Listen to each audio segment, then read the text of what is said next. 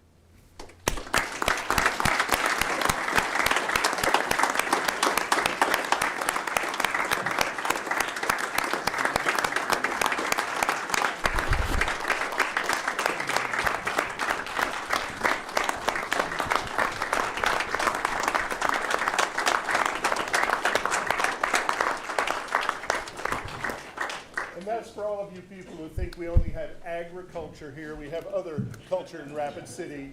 And you're all invited also to the Symphony Safari on Friday, where the entire symphony orchestra, Blackwood Symphony, will be playing for all of the fourth graders in town. And I believe that happens at 9:30 on Friday. So any of you can make it there, that's a great thing.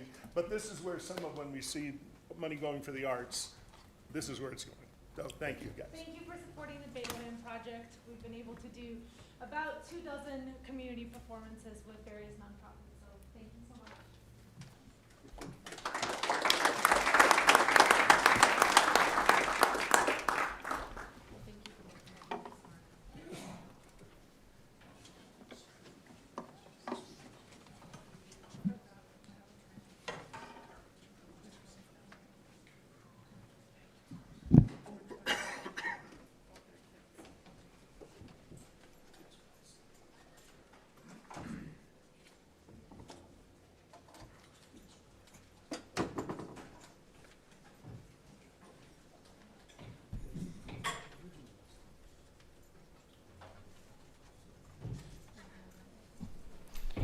Well, when you came to the city council meeting, wasn't know you're going to get such a great show. That was wonderful. Thank you, Councilor Evans, for arranging that for us tonight. I thought that was a really special way to begin our time together. Pardon my voice. Hopefully it stays on track. Well, today we get to honor another set of students and young people, and that is the football team of St. Thomas More. How about it? You can tell, right? That these guys are ready to go. And if you want to go ahead and come up here, gentlemen, and coaches and staff, anybody that's with them, feel free to come on up as well. So, well, why are we honoring them tonight? In case you didn't know, first of all, they finished the season undefeated. Awesome work.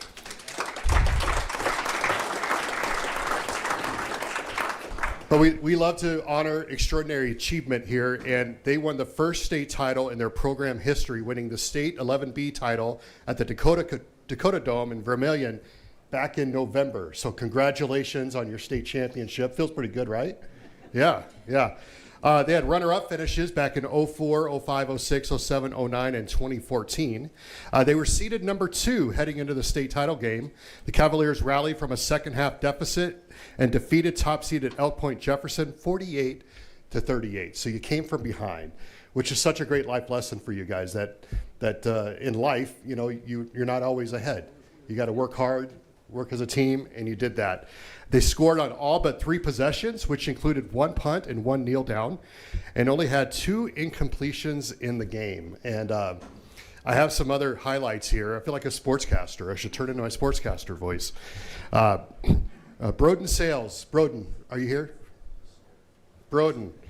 5 catches with 167 yards and 3 touchdowns, including a 90-yard touchdown pass from fellow wide receiver Kane McLeod. Kane, are you here? Yeah, well, that's a trick play, wasn't it? Yeah, pretty nice. Who knew you had an arm? You probably do. All right, there you go. Noah Walder. Noah, are you here? No? Well, Noah, who is the quarterback of the team, completed 15 of 17 passes for 203 yards and 3 touchdowns. He also rushed for 34 yards, winning the Joe Robbie MVP award. So congratulations to him. Graydon, are you here? Is Graydon here? Well, he was the running back. He rushed for 66 yards and 2 touchdowns. Josh Elder, are you here? Josh, you scored a touchdown in that game, right?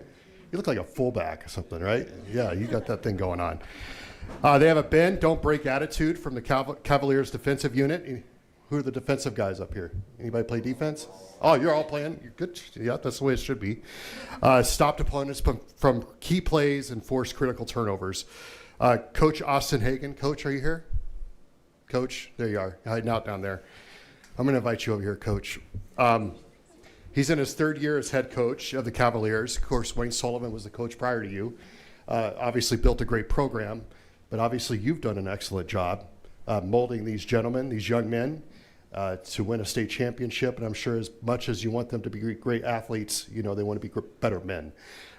So well done to you. Tonight, what we'd like to do is give you all a challenge coin. Just a way of signifying from the city that we're proud of you. Congratulations for your excellent achievement. Can't wait to see what you do in the years to come. And Coach, I want to give you an opportunity if you'd like to share a few words. The mic is yours. Thank you guys for all being here. Thank you for the opportunity to come and speak. We were blessed with a very great group of young men from top to bottom. But you can see these are all seniors up here, and I think we're missing 5. We were very senior heavy, but a great group of leaders for our young guys.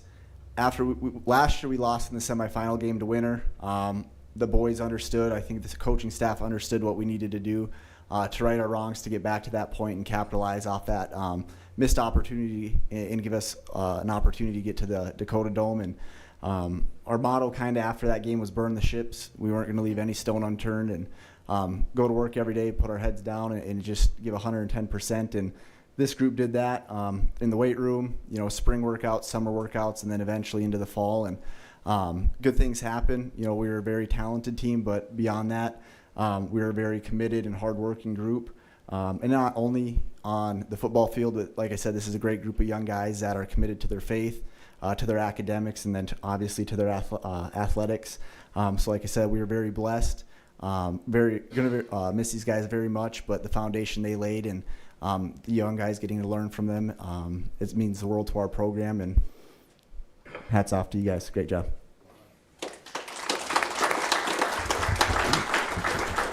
So with most of you being seniors, I hope you're doing a great job mentoring the next group behind you. That's what leadership is not just you achieving greatness, but really investing in the next group to do their very best too. So I'm going to give you some challenge coins. I hope you cherish it all the days of your life. Now, if you don't know how we do this with the challenge coins, any of you going in the military? No? Okay. Well, if you ever get a challenge coin in the future, just so you know, you exchange it with a handshake. Okay, so I'm going to shake your hand. I'm sliding a challenge coin into your hand. That's how it goes, okay? All right, so Coach, we'll start with you.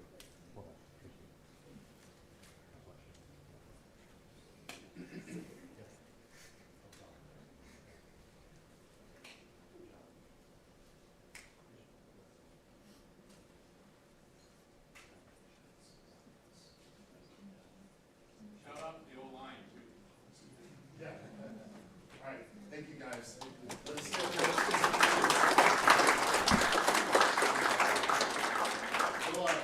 Carol will navigate the pictures. Kind of maybe form 2 lines, that would be good. We'll shorten up here a little bit. Let's go.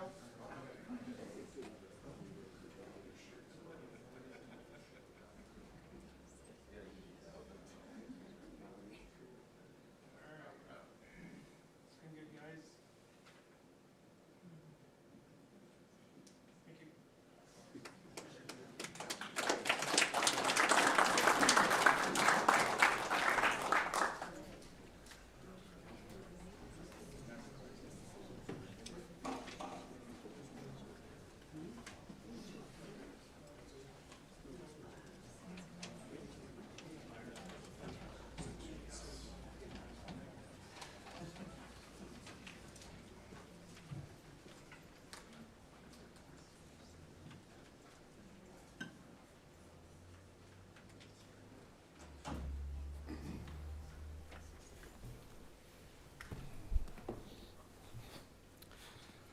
Okay, next up, we are going to have a special presentation from, well, Amy, you changed your last name on me.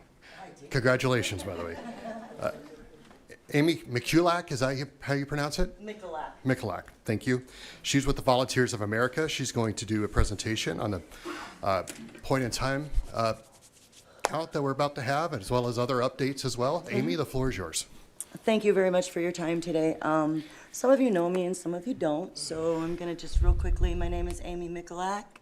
I stand here before you today as a formerly homeless high school dropout. I currently work under VOA for the, excuse me, used to be the Black Hills Regional Homeless Coalition, but we have kind of refocused that more on housing stability, and there's just a lot of different groups. When you say homeless, it's a great big group of people. So we want to focus on creating stability for some of our families. First of all, we're going to start out with just a quick review. I was here a couple years ago discussing the toolkit. It was bulky, it was clunky, there was a lot of information in it.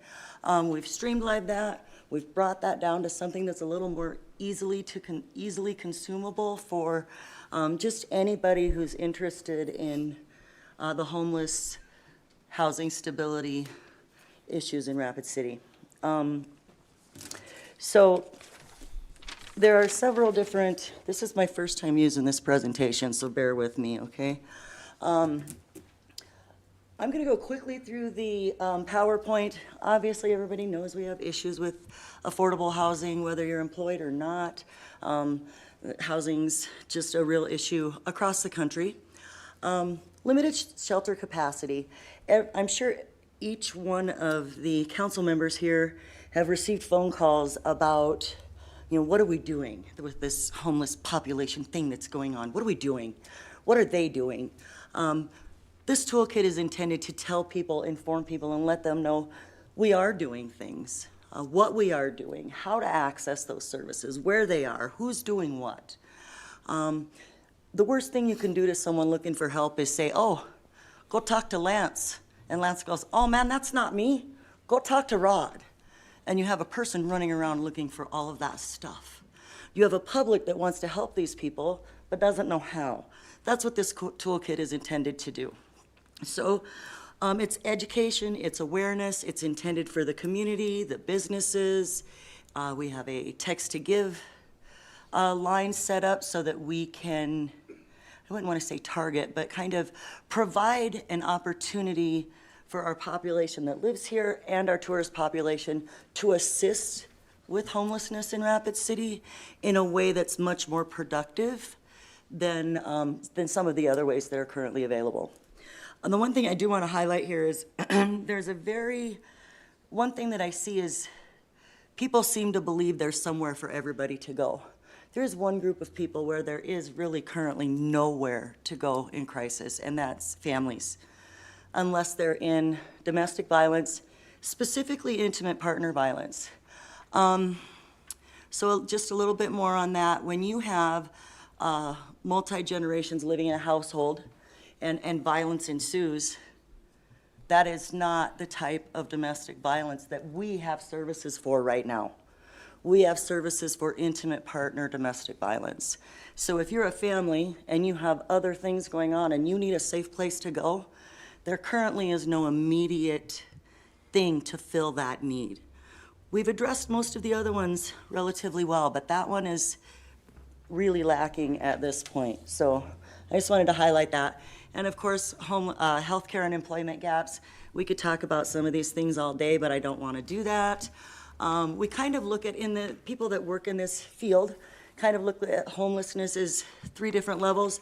Episodic. Episodic is, I would say I was an episodic homeless individual when I was younger in Colorado.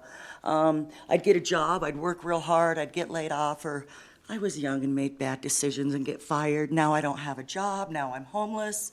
And then a bus tail access the services. I get a job, I get a house. 6 months, a year, 2 years, 5 years later, oh, shoot, here we go again.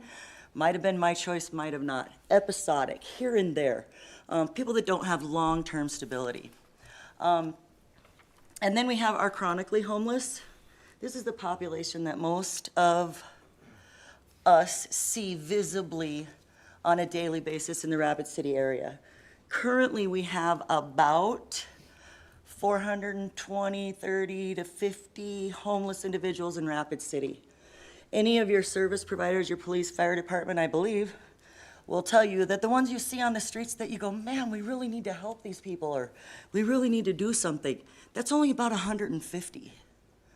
One of the reasons we switched our focus is because there's another 300 out there that live next door to you, shower at the truck stop, work at your local grocery store or McDonald's or whatever.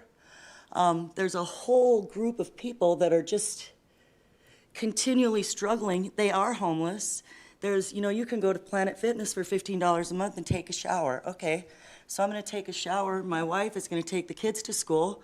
And at night, we're gonna come back to that car and go to sleep. And we're gonna get up and we're gonna shower at Planet Fitness and we're gonna do it all again. I don't mean that as a point on Planet Fitness. Just an example, Planet Fitness, truck stops, the Y, places people can shower. There's a whole group of people in our town that are doing these things excuse me, I'm having a hard time breathing, that are doing these things that we don't even know about. So we want to focus on stability. We want to focus on catching those people before they get to that point. There's a whole lot of people that just need not a hand up, they need someone to walk them through the process, show them what's available. I want to be able to tell my neighbor what is available. Of course, I do, but as the general community here in Rapid City, we have a lack of understanding of the services that are available. So this toolkit is what we're gonna use to try and educate the community on the services that are available, how to refer people in a positive, productive way, rather than just, oh, I think you could talk to somebody else, right? So that's what we're trying to do with this. What we'd really like, the ask for the people in the community and the council is support us in that. We're requesting your support to educate the people that live in this town as to what to do that is positive, that leads to good results, rather than just calling one of your council members and going, we really gotta do something. I want to be able to provide people with the information so they know what can be done and what is available. Another part of what we do at the Housing Stability Partners of the Black Hills is we work with Co-Response. Co-Response is a system that provides immediate needs, attempts and succeeds at partnering with local organizations to reduce calls for service for ambulance, police, etc. Our co-response partners are all listed here. If you want more detailed information on that, please feel free to contact me. That's what this toolkit is for, is to provide more detail on these things that we have here. High frequency utilizers. It's much better when someone is in need of a service to be able to call Journey On and say, hey, there's a gentleman that's in distress over on whatever street. And Journey On has a cultural awareness and tact, I want to call it, that just really makes it easy for that population to accept the help that we're trying to give them. They're not showing up with a police car and a police uniform or anything. They're showing up human to human, relative to relative, and providing them or directing them to the proper services. So if you want more information on that, that's what this is for. We support people in crisis. Most of that is things that I've already reviewed, so I'm gonna kind of skip over this one because they want me to talk about pit count too, so it's a lot of information for an ADD person like me to get in 10 minutes. In conclusion, our goal is to have a comprehensive, culturally aware, informed strategy. Our goal is to educate the public, educate the community, educate the businesses, let people know what we are doing. Really important. Our community does not know how much we really do to try to hold up that population and provide those stepping stones to better places. So that's the goal of the We Connect Community Toolkit. Yay, that's over. I'm very bad at PowerPoints. All right, so PIT count. PIT count stands for point in time count. It's mandated by HUD nationwide. HUD tells us as organizations that provide homeless services that you need to go out there and you need to find out how many homeless people are in your area in the last 10 days of January every year. I'll just leave that at that. I could go on for days about the last 10 days of January, but anyway. So this year we're doing it on January 27th. We will be doing a citywide effort to identify and survey individuals that are struggling with housing security. Those numbers are part of a matrix that determine how much money the state of South Dakota gets, the entire state gets, to address homeless services. Is it the determining factor? No, not by a long shot. Will they say to me on the phone, well, that's directly related to your funding? No. It's part of what they consider when determining how much funds you get. What it does do is it shows the need. It shows our service providers where the need is, how much need there is. Is it accurate? No. It's as close as we're ever going to get to accurate to knowing what the problem actually looks like. So that'll be January 27th. Shortly, we'll be signing up volunteers to help do surveys for that. We will be providing a meal at the parking lot at VOA in the afternoon, probably noon, 1 o'clock. Salvation Army we've partnered with to do that.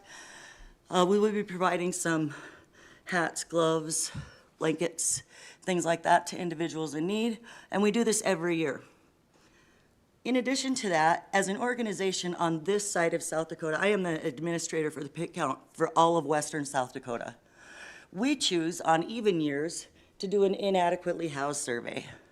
So and we do that for 90 days because those individuals that I was speaking about earlier that are the unseen homeless are so much harder to find. They're not out actively daily seeking services where we can identify them. So if you're living with one relative for a month and this friend for 2 weeks and that friend over there for another week, it's hard to find those people and see how to support them. So every other year we do that. That lasts for 90 days. And that assists us in finding out or trying to find out how we can support that population to stop them before they're actually on the street. So we'll be also doing that. We have a new website since we changed names. It is not, I noticed, in the PowerPoint. So get your pencils out. HousingStabilityPartnersBH.org is where you can find that. You can find the toolkit that I was discussing on there. Here in the next few days, there'll be some information about the pit count on there. And I just want to, I have no idea where my time's at, but in conclusion, some of you guys can stop listening to me. I want to quote a movie in Erin Brockovich. A very handsome gentleman looks at her and says, "Can I have your number?" And she said, "I got some numbers for you." We have some numbers. We have approximately 500 homeless children in the Rapid City Area School District. We have approximately 500 homeless individuals in the Rapid City area, western South Dakota area, almost 1,400 statewide. What's different between us and San Diego or Seattle or some of those places that are really seeing an ugly upsurge in homelessness? We have the opportunity to start early. We have the opportunity to start now. We have the opportunity to educate our community members, our friends, our neighbors, our families. We have the opportunity to give in positive ways. We have the opportunity to hold up people before they get to a point where they have to build encampments in the park. And that's why I'm here, is to encourage the council to please continue to support the toolkit. Please stand behind us while we let your community know what you're doing to help them. For the community, I'm asking that you have some grace for your neighbor, that you take an effort to learn what's out there, that you call, that you talk to me, or somebody else. Reach out, find out what's really going on. Participate in positive ways. That's it. Ladies and gentlemen, thank you. I think that's all I got. Any questions? I'd be happy to take a couple minutes to answer questions if you have them. Thank you, Amy, for coming tonight and sharing that information. Thank you for the toolkit as well. That will be very useful for us. Thank you. Yep, thank you. Next, we will move on to the election of the council vice president. So item number 1, with that, I believe we open up to nominations first, and we will begin with President Pettigrew. Nominate Councilman Tamang for Vice President. All right, we got a nomination by Pettigrew with a second by Meyer to nominate Tamang. Any other nominations? Going once, going twice. The Stroman has moved to cease the nominations. Do we have a second? Got a second by Maher. With that, looks like no vote is necessary. Councilmember Stephen Tamang is now the council vice president. Congratulations, Councilor Tamang.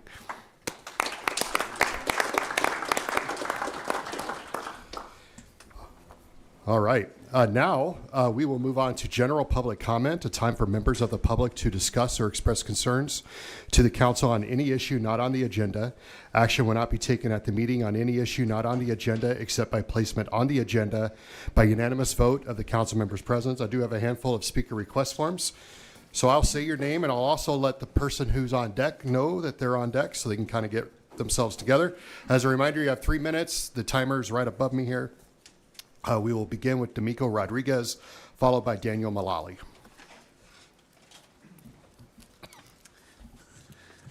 Happy New Year, Mayor Solomon, council, and staff, and thank you for your continued support of sports in Rapid City. I'm here to speak to Rapid City residents. There is a very significant vote on January 20th for the Destination District, aka Liberty Land. Early voting open today. Thank you, Mr. Tamang, for that. The Destination District is an entertainment district, and Liberty Land is not an amusement park. The project will be a huge sales tax generator that supports the number of events at the sports complex across the street. The completion of Tisch Boulevard is part of the TIF, and it is a major artery to get in and out of the sports complex. If anyone is unfamiliar with Tisch Boulevard, I would encourage you to please drive it. It is a one-lane road that dissects 2 junkyards, and it would be necessary to improve if we were looking to bring visitors and residents to the complex. There is also an opportunity to leverage shared parking with Liberty Land, which has been a concern voiced about the complex during the process. Rather than spending money on additional parking, we can invest those funds into amenities offered to visitors and residents at the complex. The sports complex is also attempting to leverage government funding as part of the capital stack, and we have received feedback that our project is seen as favorable for this funding because the increased private development surrounding the project, Liberty Land. Synergy is the word used when council supported the project for the first time in July, and still rings true in 2026. The Destination District vote will spur future development surrounding the complex and the area overall. For those that have been to Sioux Falls and visited the Sanford Sports Complex, imagine if there was more to do when it was just the field house and the Pentagon. We have an opportunity to develop the sports complex and the surrounding area at the same time for a better experience for all. We are asking the Rapid City residents to make an informed decision on January 20th. Please support the Destination District TIF on January 20th, and let's support strategic growth. Thank you. Thank you. Next up, Daniel Mullally, followed by William Wagner. Thank you, Mr. Mayor and Council, for your hard work. Love the music. Love the Vivaldi. My name is Dan Mullally, Rapid Valley. Also have several rental units in North Rapid, but want to just give some cautionary comments on development. We've lived in Rapid City for several decades, and while change is inevitable, a recent moment with our daughter and son-in-law made me pause and really think about where our city is headed. Excuse me. They were visiting us from Denver, and one evening we stood in a strip mall parking lot looking out over the brightly lit city. Our son-in-law remarked, "If I didn't know better, I could imagine I'm in Denver. Is that what you really want?" His comment struck me deeply. We lived in Denver for several years and left for many reasons. While it has its appeal, it also comes with serious challenges that we did not want to be part of our daily lives. Here in Rapid City compared to Denver made me realize how easily growth can drift into something unrecognizable. Finally, a line from Don Henley's song, "The Last Resort," has always resonated with me. Quote, "They call it paradise, I don't know why. You call someplace paradise, kiss it goodbye," unquote. It feels increasingly relevant as we consider what kind of future we want for our community. Thank you. Thank you. Next up, William Wagner, followed by Chet Ellsworth.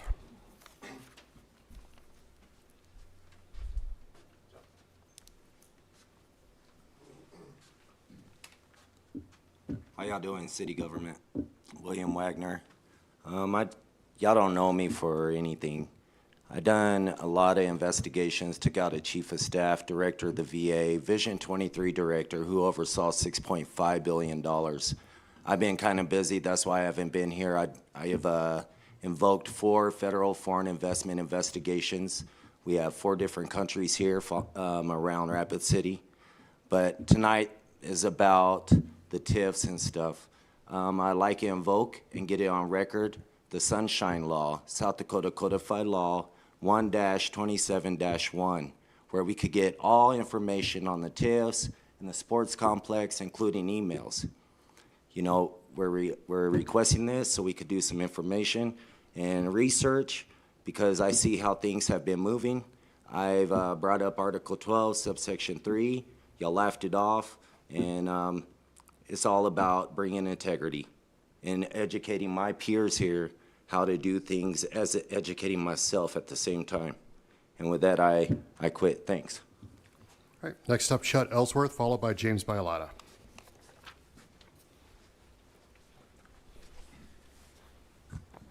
Chet Ellsworth, Rapid City. I'm here to talk about the TIFs, and I see from the Rapid City website that they put out that they think that it's a myth that the city snuck this project by the public.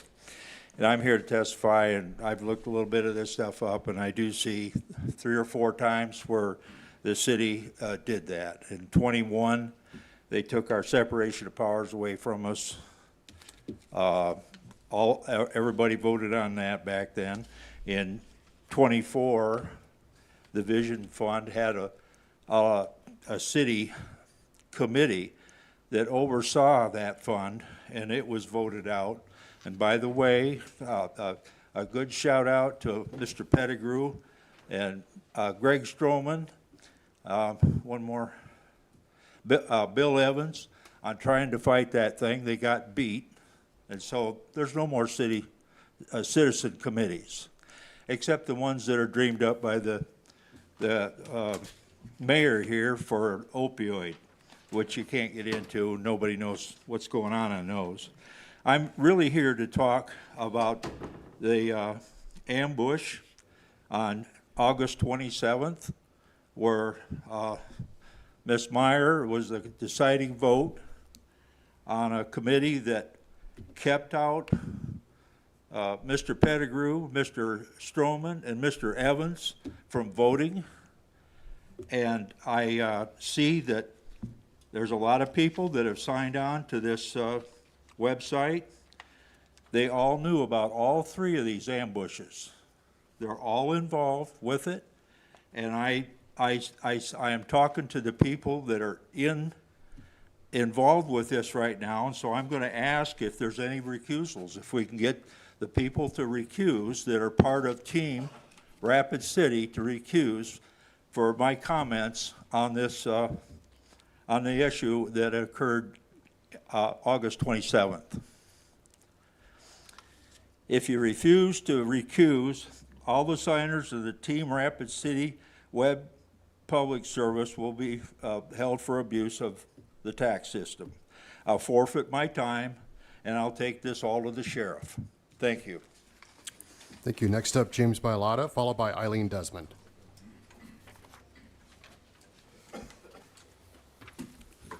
Well, my name is James Bialotta, and a lot of people know I'm running for Congress. And I'd like to talk about national issues and everything else, but I hadn't actually came out and said either way anything positive or negative about the TIF, except the fact members of this commission or council failed to disclose your conflict of interest when you took money from the parties at B. And that changed. My opinion now is to tell everybody not to vote for this TIF. After I went to the meetings and the Team Rapid City got caught lying in front of a crowd of people and corrected themselves, where they said they're going to get tax relief for the construction of the buildings they're building. It is a theme park. Their designs call it a theme park. It's got a merry-go-round, a Ferris wheel, and a water park.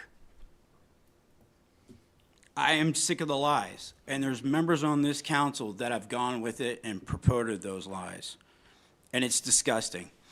You're actually going to let people take out a loan and get tax credits from the county to pay back their loan. Now, either TIFs are for everybody or stop picking and choosing winners and losers. Because when I build a project, nobody refunded me my loan cost. Nobody refunded me my building cost through taxes. This is corruption 101, and you guys took money for it. And it's disgusting. Now, Chief, don't forget I forgot about you. Chief Don Hendricks, a while back, got rid of an officer, and we thought for pretty good reasons. This officer got caught witness tampering on her body cam, telling witnesses what to say.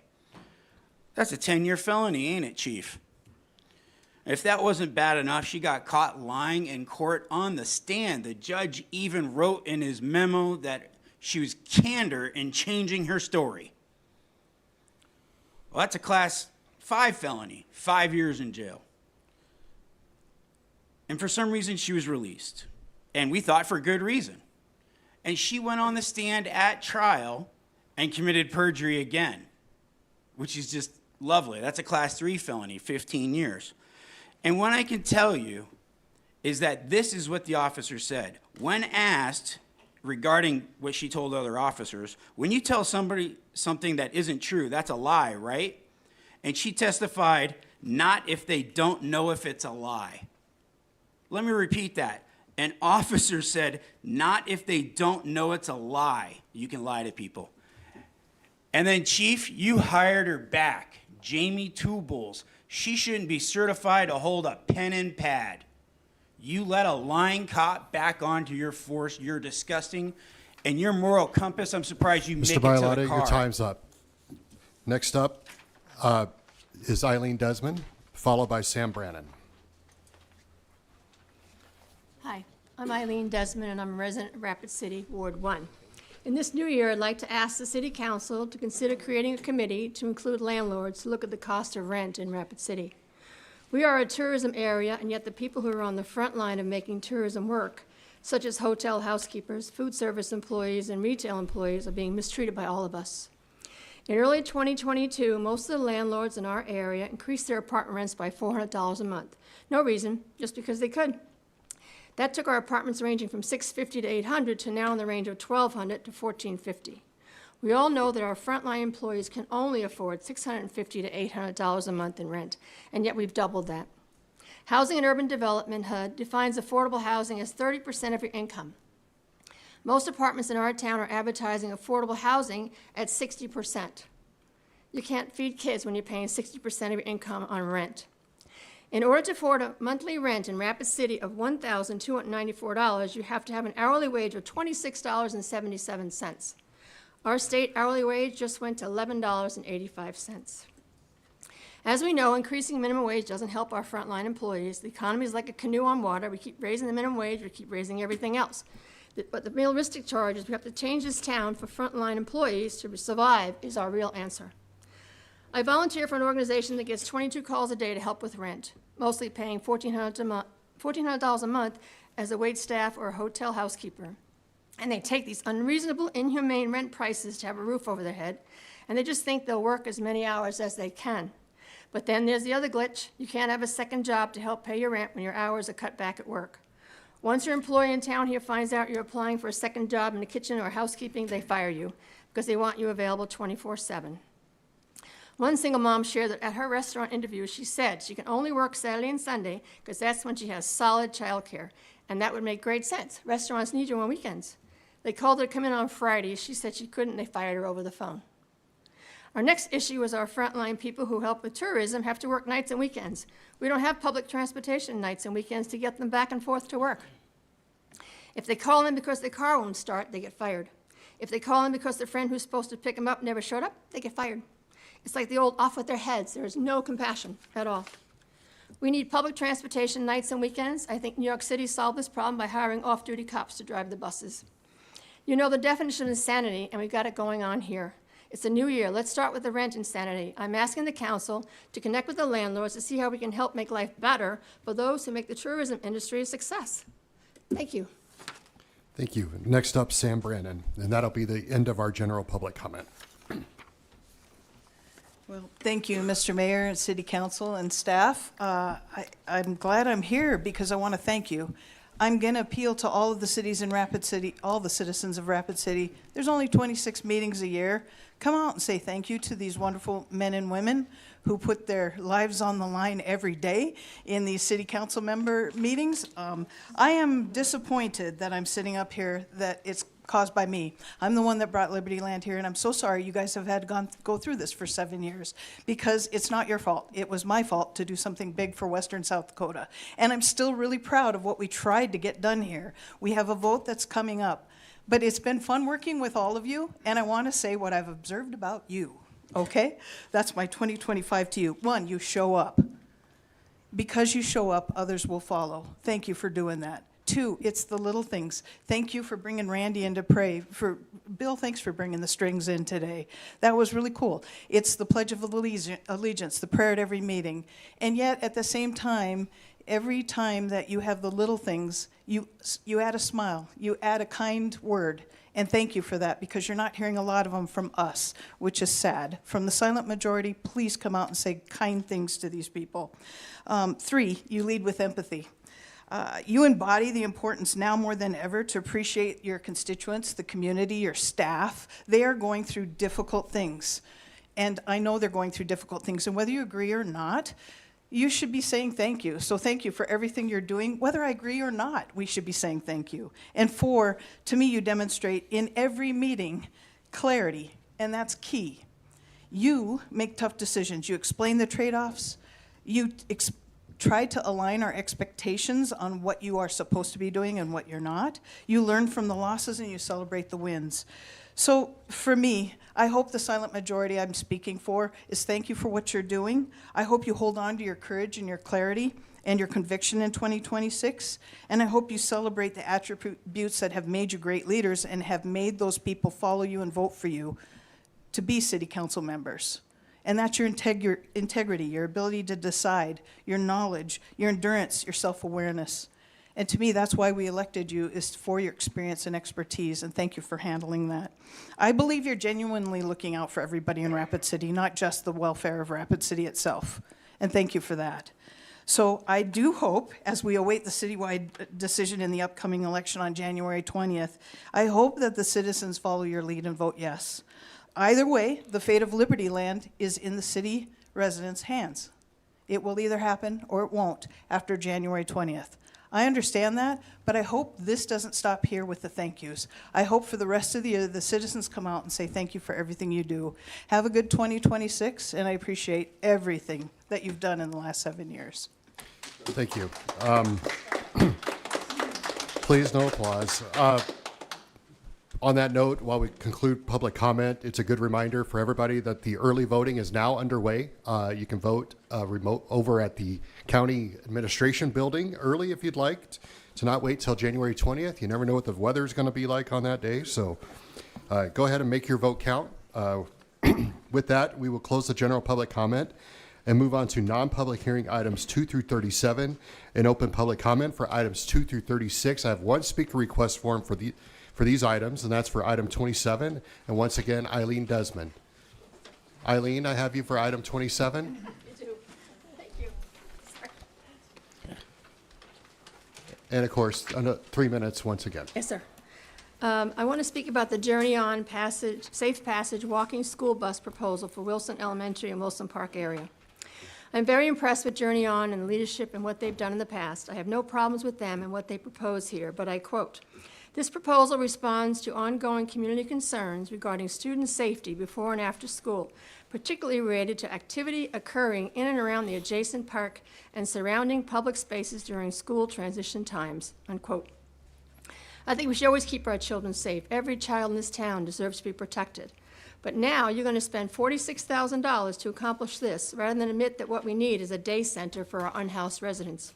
$46,000 could go a long way for a day center. If you treat people like animals, they act like animals. What do you expect? There's no bathroom, no washing up, no kindness, so they anesthetize themselves and lay around the park. Where else can they go? All we hear about is conditional use permits and how we can't have anything for the unhoused in town. Let's make it rough on them. But I think you're making it rough on yourselves. Treat the cause for the activity occurring in and around the adjacent park rather than the effect. Instead of admitting we need a day center for the unhoused, there was the push to get the gas station and liquor store to back down. Now you're going to pay $46,000 to walk the kids home. Let's explain to those parents that the activity occurring in and around the park, with Journey On being there now, I guess they kick the can down the road. Maybe they'll be hanging out in front of their homes instead of in front of the school. A day center is what we asked for. The city keeps saying no, but the city is spending all this extra money rather than admit we need a day center, and it's got to be in somebody's backyard. I am glad the Wilson School parents care about their children, but we are all God's children. Many of our residents who are experiencing alcohol addictions were not treated well as children. Nobody cared if they were safe. Our unhoused citizens just need to be treated like humans, hot meal, bathrooms, some decency, in a community setting where they can sit and talk to their friends safely, not watching their back or their backpacks at all times. Maybe ask Journey On to run a day center because they know what they're doing and they get the job done. Thank you. Thank you. That will conclude the public comment period for non-public hearing items 2 through 36. And we will move on to consent items 2 through 36. Would the council like to remove any item for separate consideration or vote on these items? Councilor Tamang. 27, please. All right. Pop back in there, John. Councilor Roberts. Item 17, please. All right. Any other items to be pulled? Otherwise, I'll entertain a motion to approve items 2 through 36 with the exception of 17 and 27. Motion by Evans with a second by Maher. All in favor? Any opposed? Motion carries. That'll take us to item 17, confirm the appointments of Caleb Arsenault, Nick Bokowski, Harry Christensen, Logan Steffens, and Casey Thompson to the newly formed Hotel Business Improvement District Number 2. Councilor Roberts, you pulled this item. Thank you very much. I'd like to make a motion and then hold the floor. I'd like to make a motion to move this to the next council meeting, if I can get a second. Second. All right, we have a motion by Roberts with a second by Lance Lehman to move to the next city council meeting. The floor is yours. Thank you very much. And the reason that I'm moving this is I know there's some people that want to talk about the ordinance tonight that are in the audience. Also, I think it's a little bit premature to set up the committee. You're thinking of 37, Mr. Roberts? Not the wrong item. This is. Am I looking at? Oh, I'm sorry. I pulled the Wrong one. bid? Yeah, I pulled the wrong bid. All right. I went through it So quickly disregard everything you just said. everything I just, All right. well, except for when I put it on the right It's one. that's deleted for this item. Okay, All that's right. deleted. We- And I'll we- make a motion. I guess we have a sneak preview of what's to come. To approve this. Oh, okay. Well, actually, let somebody else make that motion since you've spoken. Motion by Sechrist with a second by Maher to approve item 17. All in favor? Aye. Any opposed? I was wondering why everybody was Motion looking at me carried. so crazy. You know. Thank you. Yeah, no problem. Sorry for the look. Item 27, acknowledge presentation by Stephanie Kaur of Journey On, Inc., an approved proposed solution, including a request for $40,000 from the Council Contingency Fund to support safety and community presence efforts at Wilson Park and Wilson Elementary School. With that, we'll go to Councilor, newly elected Vice President, Tamang. Thank you, Mr. Mayor. I just wanted to provide a little clarity on this. This had a nice discussion at Legal and Finance, and I'm not going to go through all of that, but I know there are people following this along, obviously, and I appreciated the commentary. The idea behind this is a multi-prong approach to help the situation at Wilson Park and Wilson Elementary. And just to sort of recap, we've taken a few different steps to do that. We worked with Loaf and Jug to get the alcohol sales pushed back, to make a list of folks that are chronic inebriates that buy alcohol there, to have a no service list. That's one piece. We met with the mobile medics, Quality of Life, and the park rangers to facilitate better work there. And Journey On is kind of the third piece of the puzzle. And what I wanted to do was just, if I may, call on Chief Hedrick here for a couple of questions about ongoing analysis. So we really want to try to understand which elements that we're doing are working and what data we're tracking. And Chief Hedrick has been very helpful with giving us a lot of data. And I was just hoping that he might be able to tell us what he's looking at going forward, and if he could commit to some sort of a reporting process so that as a council, we can responsibly make decisions with budgetary issues like Ms. Deisman, I'm sorry, I didn't have the name quite right, but like she brought up 46,000 shouldn't be wasted, and we want to make sure that we're wisely utilizing that. All right, please, Chief Hedrick.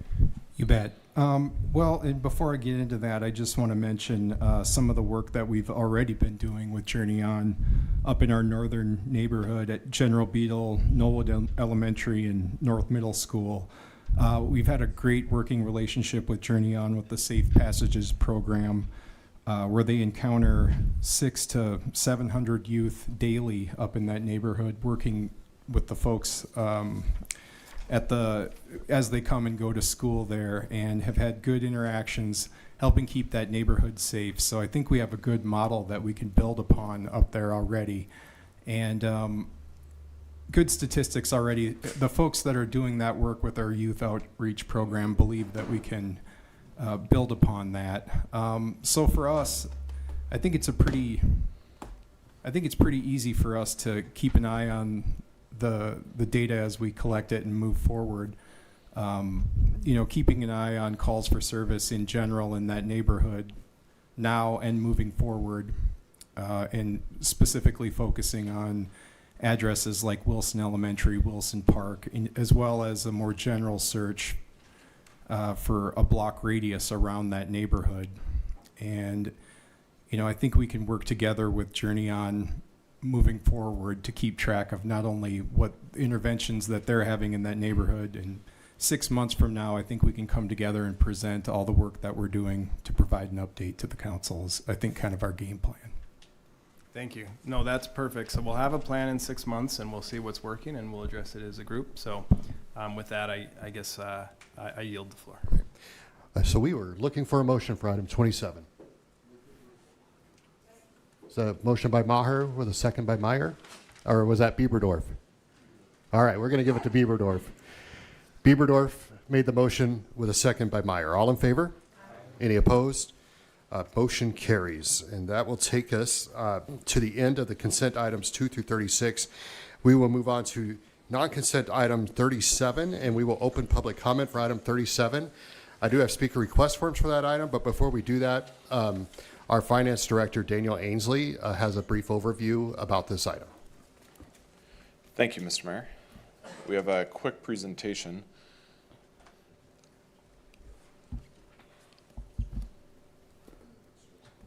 Sure.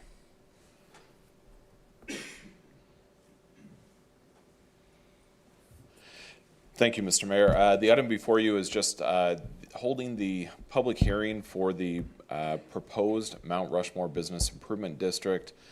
The purpose of a business improvement district is to provide additional services that go above and beyond the typical services that are provided by the government in a specified area.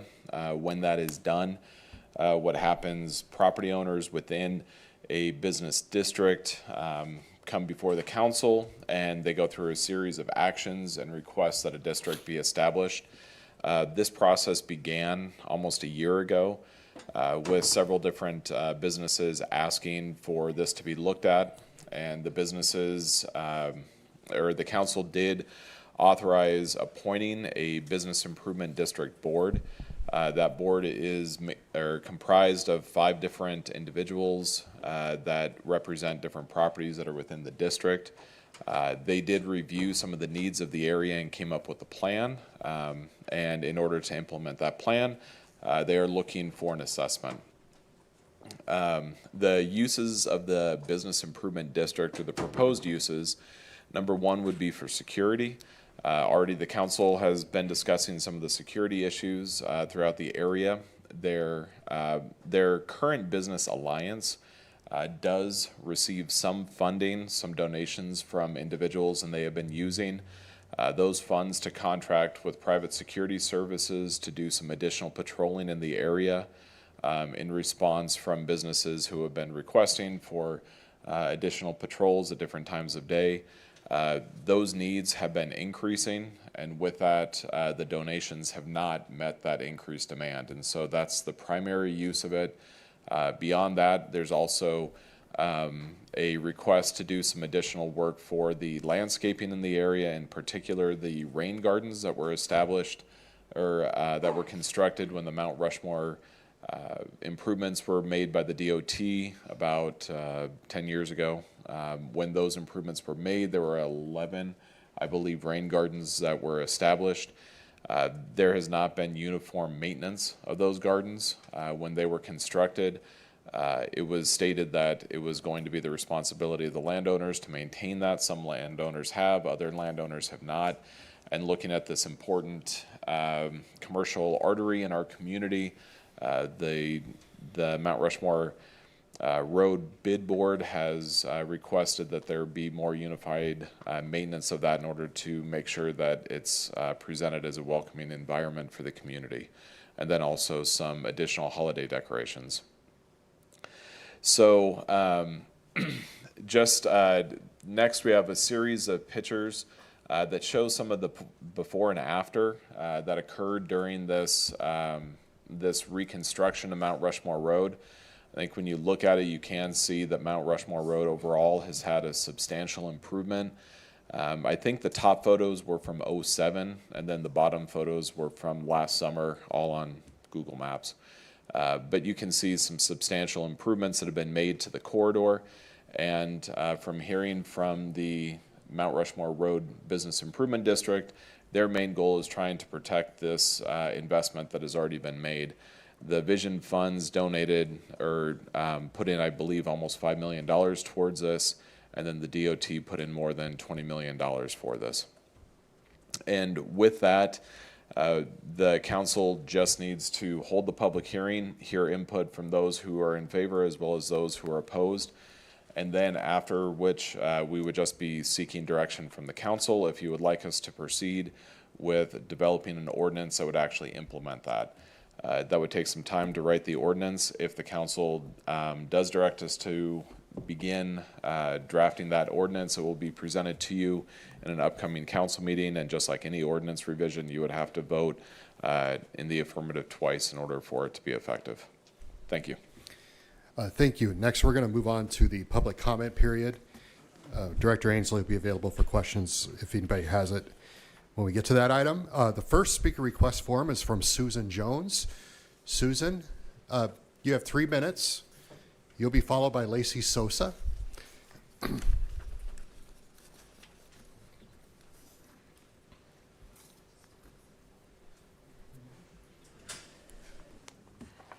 Thank you.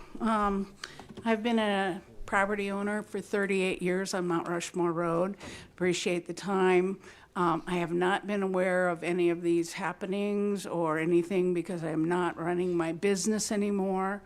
I sold my business. So when Rapid City Planning proposed the changes to Mount Rushmore Road by installing medians throughout the roadway, we as business property owners were assured by the city planners that it would be beautiful, the area, and that the city would take care of all the planting, watering, maintenance of the proposed medians. I repeat, they would be responsible. At the same time, the city decided to take over the maintenance of the road from the state so that now we are responsible as a city for that. Let's address the 3 priorities you have listed to justify the bid. Maintenance. The restructuring of the road changed the appearance of the fronts of the multiple properties by removing the green grass parking and replacing it with concrete. The medians and loss of street parking have resulted in difficulties for the small businesses to have deliveries by large trucks. These trucks now are impacting the side streets and the alleys because they were not designed to carry the weight of those trucks. See, most important maintenance problems involve the flow and almost all of the traffic. Throughout the numbers have increased over the years, there is not a significant difference between the amount of traffic police calls on Mount Rushmore Road compared to Mountain View Road, Sheridan Lake Road, Jackson Boulevard, all of which, not, to my knowledge, have no bid. Security. Crime has not significantly increased percentage-wise in our area related to the businesses on Mount Rushmore Road specifically. The majority of police calls on Mount Rushmore Road are related to alcohol toxicity. Then there are some 1044 calls and other incidents that only require verbal warnings on the record. These are not problems directly related to the individual businesses on Mount Rushmore Road and are not a new phenomenon. A lot of the increased traffic is encouraged by other things that are not associated with the businesses. I've owned my property for 38 years. Removing the billboards would have been a wonderful thing, and we have requested that for 38 years, and it has not been done. The biggest eyesores are the medians, and those, the city reassured that they would look after them and take care of them. The plants have not thrived, they have not watered them, they collect all the litter. It's just, you know, I think that it's wrong that we as business owners have to clean up what the city told us we had to take. Your time's and up. so I thank you. you. It's difficult to put it in 3 minutes when you haven't had time to prepare. Next up, Lacey Sosa, followed by Greg Stilton. Good evening, Mayor and Council. My name is Lacey Sosa, and I have the distinct pleasure to run a beautiful new business on Mount Rushmore Road. Many days on my way to work, I choose to drive along West Boulevard because it feels welcoming and cared for. I notice the mature trees, the seasonal decor, neighbors walking their dogs and enjoying the scenery, and the pride that comes from the consistent attention and investment. Mount Rushmore Road serves a different purpose as a business corridor, but it sits right alongside that experience. And I'm here to say that I believe it deserves the same sense of intention and pride. Mount Rushmore Road isn't just a road. It's the road to Mount Rushmore and one of the most visible gateways into the city of presidents. It carries residents, workers, students, and visitors every single day. As we prepare for the nation's 250th anniversary, this corridor represents an opportunity to reinforce Rapid City's identity through thoughtful maintenance, beautification, and a cohesive sense of place. A business improvement district gives property owners a locally guided, collaborative way to invest in that vision. By pooling our resources, we can support consistent landscaping, rain garden maintenance, safety efforts, and streetscape elements that enhance both tourism and local business activity. This is not about changing the character of the corridor, but about caring for it intentionally and sustainably. When everyone contributes a little, the result is a corridor that feels connected, welcoming, and worthy of its role as a national gateway. So with that, supporting the Mount Rushmore Road bid is an investment in economic vitality, civic pride, and the long-term success of one of Rapid City's most important corridors. So I respectfully encourage you and your support and ask you to approve the Mount Rushmore Road bid. Thank you. Thank you. Next up, we'll have Greg Stilton, followed by Deborah Jensen, who is the final speaker tonight.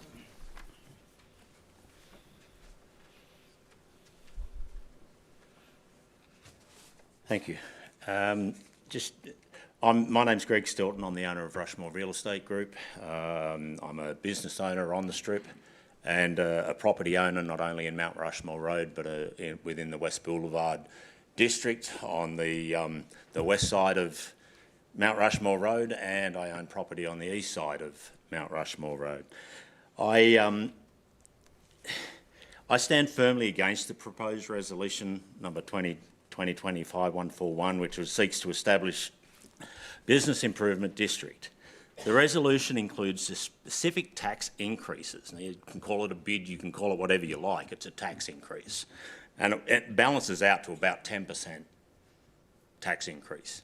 Now, you guys have already increased the taxes on that strip over the last 7 years, over 40%. Okay. I received my letter on the 2nd of, well, actually, I received my letter that was written on the 2nd of December. Well, it was written on the 2nd, I received it on the 5th. Most of the people that I spoke to in the neighbourhood on the Strip didn't receive their letters until the roughly the 13th, the week after. 2 weeks before Christmas. It's the first we knew about this. There has not been any collaboration from this committee or from the city other than the letter.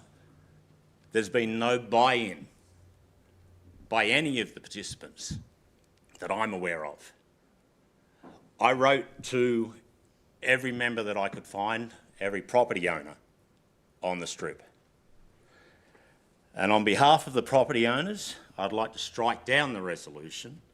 I submit herewith signatures from the majority of the property owners, both by ownership of the properties and by lineal square foot on Mount Rushmore Road, which is one of the methods you were going to be using as charging. So we officially object to the proposal as per the rules set down under SC 955-110. Immediately strike down the proposal. I urge the city leaders to support the will of the majority of the property owners and South Dakota codified law, which dictates the majority can nullify this proposal. And in future, should the city try to amend, increase or enforce new ordinances or property taxes in any area of the city or the county, I recommend that you seek buy-in from the majority of the actual affected parties prior to the matters like this even being brought to the city for a vote, because we were not aware of it. Now, I've spoken to 70 plus of the owners. Thank you very much. It actually made me contact my neighbours and find out some of who the significant property owners are. Time's up. Thank you, sir. Final speaker is Deborah Jensen. There's the signatures of the property owners.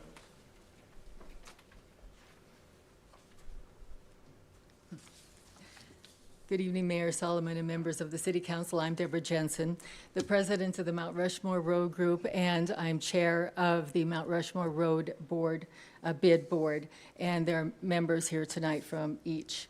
Regarding item 37, the Mount Rushmore Road bid, you should have received an information packet via email. The packet includes detailed chronology, actually dating back to 2023, recent letters of support, signatures collected this past summer, a copy of the city's notification to property owners, and a stakeholder letter addressing our purpose, our plan, and proposed budget. For 20 years, the Mount Rushmore Road Group has been dedicated to the rehabilitation and revitalization of this corridor. Our collective efforts have ensured that no business was left behind during the intensive construction of 2014 to 2018. We successfully pushed for the removal of the overhead power lines, and those old poles that were there for decades are gone. Infrastructure was updated, eco gardens and welcome markers were also installed. Mount Rushmore Road was rebuilt to handle 5,000 more cars a day, and it is the 4th busiest road in Rapid City. But today, property owners and businesses are facing significant challenges regarding the safety and the visual marketing. Everyone I have met with and talked to the past several days and months have all agreed Mount Rushmore Road is less secure. Businesses, employees, and customers say it is less attractive than it was a few years ago. This bid would enable the Improvement District to address these challenges through security enhancements, streetscape maintenance, as well as the continuation of the holiday lighting at Wilson Park and Mount Rushmore Road. All projects, budgets, and timelines would be decided by the investors who are within the bid, which addresses the needs that fall outside of the city's scope. No single business can address these issues alone. As Rapid City expands, it is vital that Mount Rushmore Road remains a premier entrance to the downtown, our medical district, diverse services, commerce, and of course, Mount Rushmore. The bid ensures consistent investment, protecting property values, and building a stronger local economy through collective resources. To ensure that we can continue to invest in this essential business community, we're asking for your full support in approving this ordinance, and by doing so, it ensures that no one will feel left behind. Thank you.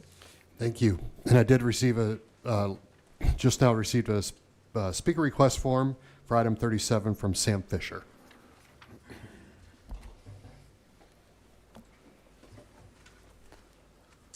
Thank you, ladies and gentlemen of the council. My name is Sam Fisher. I'm a business owner along Mount Rushmore Road. And since the notice went out from the city about a month ago on December 2nd, a number of business owners have endeavored to collect signatures in opposition. And you were given those signatures this evening, and you were also sent an email list of the businesses that signed those signatures. It's my understanding per state law that once you have a majority of the signatures furnished to you, either by business owner percentage or Mount Rushmore Road frontage, you are obligated under state law to terminate the question. Thank you. All right. And that is all I have for speaker request forms, so we will close the public comment and move on to item 37, which says to approve the Mount Rushmore Road Business Improvement District. Councilor Roberts, I had a feeling you'd chime in. Imagine that. I've finally found the right one. Can I ask our city attorney a question? Absolutely. Joel, so what Mr. Fisher just said, I have never heard of that before because I've never had something like this come before me on my many years of council. If they have a percentage, which I think is quite a bit higher than your, can I ask you a question real quick, Greg? I'll get right back to you, but I think that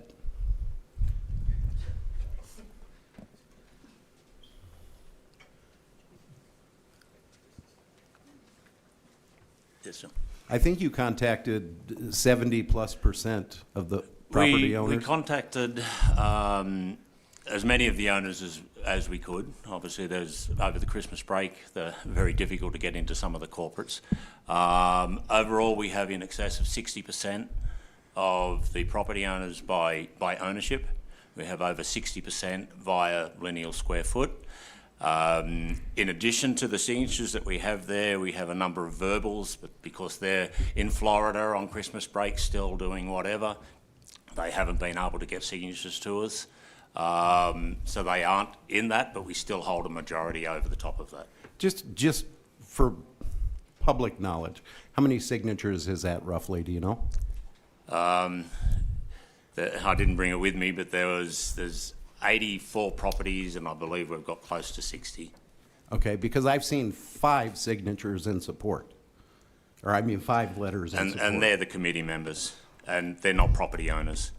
So there's only one on the committee that is actually a property owner, so their vote doesn't count. So thank you very much. Thank you. I appreciate it. And I'll get back to you, Joel. Does state law require that if there's a percentage of the property owners that are against it? City Attorney Joel Andine. Thank you, Mayor. Yes, if we verify, I think earlier your attempt was to continue it. I'd maybe suggest continuing it so we can verify the signatures and that's accurate. But just looking at it, I mean, I have no reason to doubt. But if they're verified, then I believe, yes, you have an obligation to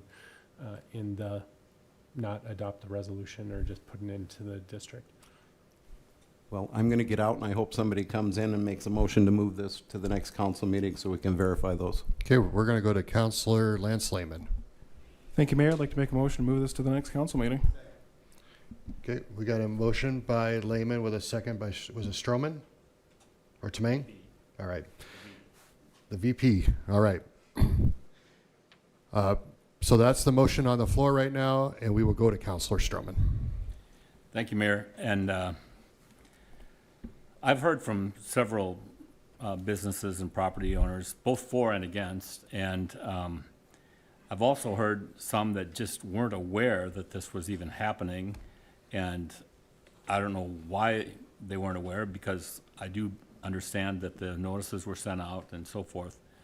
But I don't think we have any choice, according to the state law, as Mr. Fisher pointed out. I think we have to terminate this hearing based on SDCL 9-55-10, because whether we have or don't have a majority, we can still terminate the hearing and verify those signatures before we proceed, because I think if we proceed now, we run the risk of violating the statute, which is not a good thing for us to do as a governing body.